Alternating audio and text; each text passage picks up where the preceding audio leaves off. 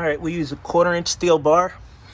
Then we nut and bolted it in place. We have a 1/4-inch shim to make a nice level in here. We did it without drilling any holes. So we sandwiched it in between the factory pedal plate, and this is going to be the main support for our amp rack. Everything's sitting nice and level. Serviceable, so we have access to the reservoirs for the fluid. Let's get the amps mounted. Okay, we got it mounted up. I built another support bracket underneath.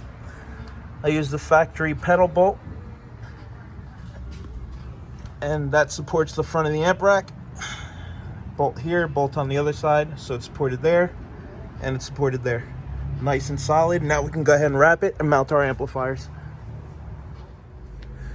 Okay, we're playing around with the initial amplifier layout, and we are at 2800 watts RMS. A little ambitious, but I think we pull it off.